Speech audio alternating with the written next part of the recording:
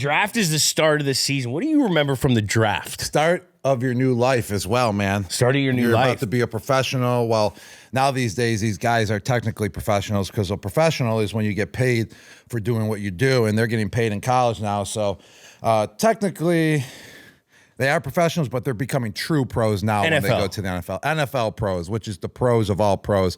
But I remember this, to the T. Drew Rosenhaus, he got me invited to the NFL draft through, I think, who's that guy? He was older.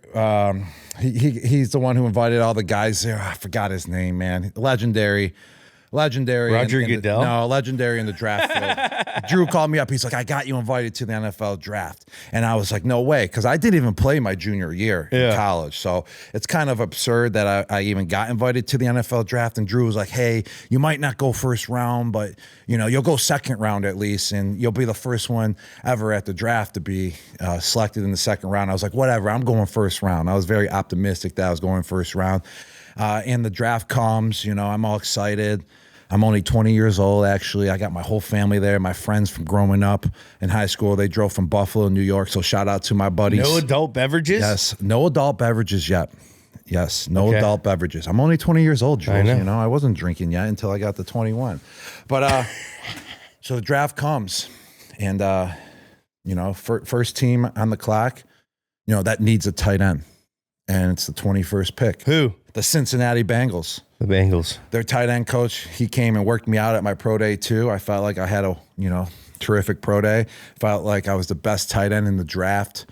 And, I had a lot of question marks because of my craziness in college and not playing my junior year and having the back surgery. And I don't get drafted. They take Jermaine Gresham. And to this day, my mom still claims that there's only 2 days of my life where she saw me pissed and mad or whatever term she puts it. And she says it was draft night.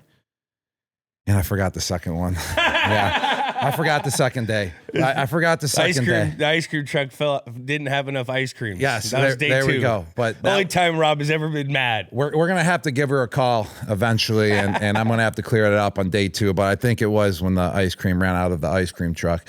They ran out there. But, she still recalls it to that day. Hey, I never seen you like that, Rob. And once the Cincinnati Bengals passing you, and you didn't get drafted in the first round. So I was disappointed. I felt like a first round talent, but then, day 2 comes. You probably had a lot of energy bottled up, probably a lot of madness going in there. Didn't go first round. Mm-hmm. Rob Gronkowski took the other guy first. Is that why we had the exuberant of energy, excitement on the stage with the whole Gronkowski family and extended relatives doing like a mosh pit in the middle of the draft room? 100%. I was ready to unleash it on the first night of the draft in the first round. And, that all got bundled up because I actually went back to my room, and it's the first time where my friends and everyone just saw me say, hey, I'm just calling it a night. I'm just going to go to bed and wait for, the second day of the draft and see where I go. And then New England gave me that call with the 42nd pick, and my life changed right on the spot. I actually, when I got that call, I was furious. I wasn't like furious. I was just pissed I didn't go in the first round. I just felt like I belonged there, and that was always a dream of mine. But when I got that call from New England, I didn't care one single bit anymore that I didn't go in the first round. Like, my aura just got repicked back up. Like, my dream, came to real life right on the spot in that moment, man. It was the best, one of my best moments and feelings I've ever had. It had nothing to do with the simple fact that you just dodged a bullet by having to almost go play with Andy Dalton, instead getting Tom Brady. 100%. And my agent. And that's no shade on Andy, but if you're a fucking receiver or tight end in this world, and you got a chance to play with Tom Brady, you're going to go play with Tom Brady. Mm-hmm. You got football gods looked out. Yes, the football gods did look out for me, and I remember sitting there. Could have been you and Joe Burrow though. Again, maybe in an ultimate, in another universe, like in Interstellar in the fifth dimension. There's fucking Rob Gronkowski catching seam routes over eating Skyline Chili in Cincinnati, having one of the Gronkowski.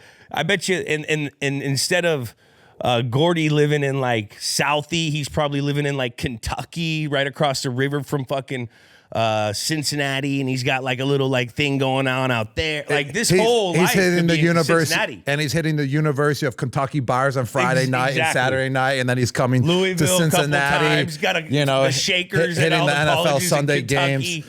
I mean, this Cincinnati parallelverse. I don't know how to say it. It was in Spider-Man. It almost happened. Parallelverse. But what is it? We want to thank multiverse. Yes. Well, let's thank Jermaine Gresham for being a stud because they took him over me, which was possibly the best thing that ever happened in my career. No doubt about that, because at the same time, I was at the draft too, and Drew Rosenhaus's brother, Jason Rosenhaus, who does all the behind-the-scene work with their agency, goes, "Hey, Rob," he said this across the table when like the 28th pick came. He's like, "I know you're mad right now." He goes, "But you dodged a bullet not going to Cincinnati, trust me." And I was like, "Oh, all right." Like it made me feel better at that moment. I was like, "Okay, that's what I'm talking about." So that was cool by him, you know. He made me feel comfortable in my skin. He was just telling the truth. And now looking back at it, I sure did dodge a fucking bullet. Now, went to Tom Brady, baby. If you had one piece of advice for a player going to the NFL about to get drafted tonight or the next couple nights, what would it be? Stay calm, stay cool, stay collective. You know, you may not hear your name called where you want it to be called, but let me tell you, that's not going to define your legacy. You know, you're going to still get the same opportunity in the NFL if you're the 10th pick in the draft or if you're the 100th pick in the draft. Or even debatable. If you're a free agent, you're going to get more chances. Yeah. That's it. You're gonna get the same opportunity as a first rounder. You'll get an opportunity, but you get more opportunities if you're a first rounder and you're not really panning out. If you're good, you're gonna stick. Yes, exactly. So just be good. Be patient. Just it doesn't define you where you're drafted. It just gives you that chance. Even if you're a free agent and you're signing for free agent money with a team, you're still going to get that chance and make the most of it once you get that opportunity and once you get that chance. All right. That's very heartfelt. Now, once the player gets drafted, after he gets drafted, what's the advice? All right. The advice is that night, enjoy it.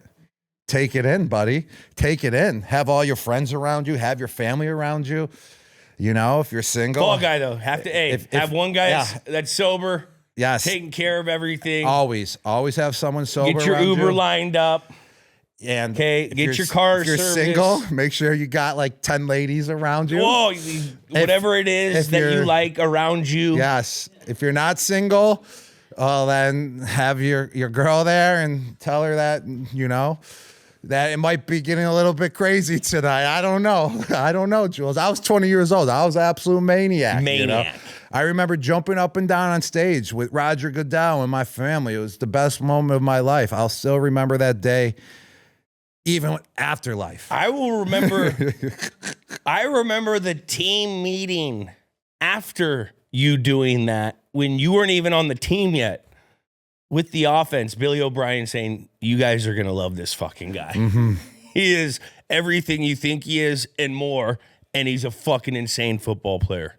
And I remember Billy O'Brien saying, "The fucking ball looks like a beer can in his hand. Look how big his hands are." Remember him always saying that? Yes, I do.